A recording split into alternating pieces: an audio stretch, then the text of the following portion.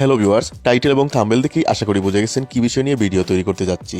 আজকের বিষয় হলো আমাদের ইমু আইডি চুরি হয়ে যায় অথবা হ্যাক হয়ে যায়, এই থেকে বাঁচার উপায়।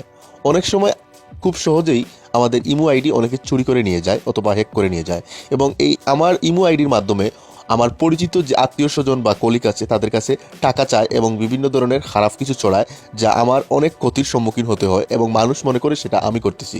তো কিভাবে এই ইমো আইডি চুরি অথবা হ্যাক থেকে বাঁচা যায় সেই উপায় সম্পর্কে আমি আজকে আপনাদের বিস্তারিত জানিয়ে দিব। সম্পূর্ণ ভিডিও জুড়ে আশা করি থাকবেন, ভিডিওটি না টেনে দেখবেন। আমি আমার ফোন থেকে এখন ডিরেক্টলি ইমো অ্যাপসে প্রবেশ করলাম। তো আমার ইমো আইডিতে প্রবেশ করার পর দেখুন এখানে উপরে লেখা কিন্তু টু ডিভাইস অনলাইন, তার মানে আমার আইডি হ্যাক হয়ে গেছে এবং বর্তমানে আমার এই আইডিটি আরেকজন ব্যবহার করতেছে আমার অজান্তে। উপরে ভালো করে খেয়াল করে দেখুন টু ডিভাইস অনলাইন, এটা যখনই দেখাবে আপনি মনে করবেন যে আপনার আইডি হ্যাক হয়ে গেছে, অন্য কেউ চালাচ্ছে। তো আমি এখন নিচে চলে আসছি, প্লাস আইকনে ক্লিক করব।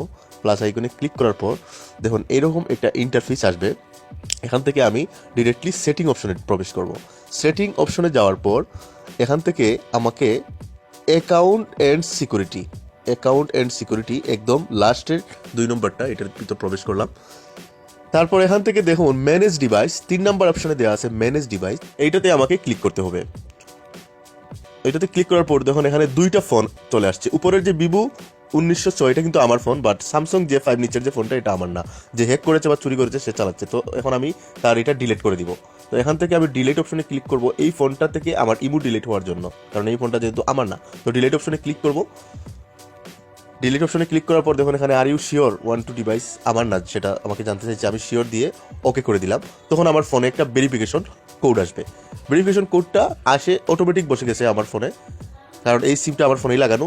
এবং আরেকটা ফোন আসছে, তো আমি এই ফোনটা এখন কেটে দিব, রিসিভ করবো না, যেহেতু আমার ভেরিফিকেশন কোডটা বসে গেছে। যদি না বসতো আমি এই কলটা রিসিভ করে কোডটা নিয়ে গিয়ে এখানে বসিয়ে দিতাম। এখন আমি ডিলিট অপশনে ক্লিক করবো, যেহেতু এটা আমার ফোন না। এবং আর ইউ শিওর, হ্যাঁ শিওর, আমি ডিলিট করে দিলাম। এখন আমার অটোমেটিক কিন্তু দেখুন ডিলিট হয়ে গেছে আমার ফোন থেকে আমার ইমো আইডি অন্য কারো ফোন থেকে। এখন শুধু আমার ফোনেই এই ইমো আইডি রয়েছে এবং অন্য ফোন থেকে আমার এটা সম্পূর্ণভাবে ডিলিট হয়ে গেছে।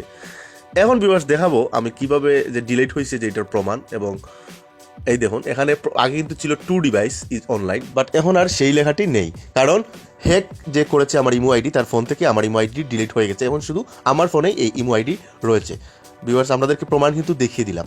তো এখন আমি আপনাদেরকে দেখিয়ে দিব পরবর্তীতে যদি সে আমার এই ইমোটা আবার হ্যাক করতে চায়, সেক্ষেত্রে কিন্তু আমার ফোনে কল আসবে অথবা মেসেজ আসবে আমি পিন দেওয়ার জন্য। আমি কিন্তু পিন না দিলে আর কখনোই সে আমার এই আইডিটা হ্যাক করতে পারবে না।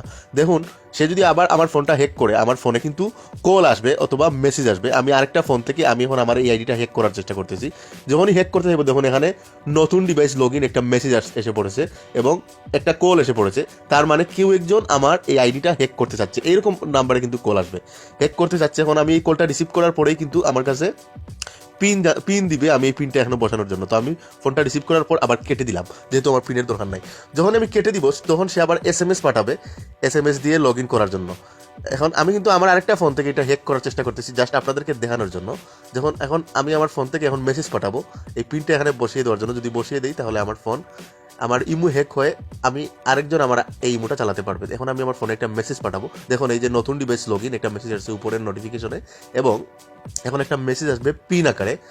দেখুন অনেকবার পাঠিয়েছে, কিন্তু এটা কিন্তু যারা হ্যাক করবে এরকমই অনেকবার পাঠাবে। এই দেখুন উপরে একটা পিন চলে আসছে, এরকম পিন আসবে আপনার ফোনেও। যদি আপনি তখন এই পিনটা এখানে বসিয়ে দেন, এই দেখুন উপরের পিন একটা নাম্বার থেকে উপরে পিন আসছে। এই পিনটা যদি আপনি আপনার ফোনে বসিয়ে দিন তখনই আপনার ইমোটা আবার হ্যাক হয়ে যাবে। তো ভিউয়ার্স আশা করি আপনাদেরকে শিখাতে পেরেছি কিভাবে এই ইমো হ্যাক থেকে আপনি বাঁচতে পারবেন এবং আপনি শিখে ফেললে অন্যদেরকেও বাঁচাতে পারবেন। তো দয়া করে যদি ভিডিওটি আপনাদের ভালো লেগে থাকে ভিডিওটি সবার সাথে শেয়ার করবেন, আর ভিডিওতে আমার কোনো কথায় ভুল হয়ে থাকলে ক্ষমার দৃষ্টিতে থাকবেন। ভালো থাকবেন, আল্লাহ হাফেজ।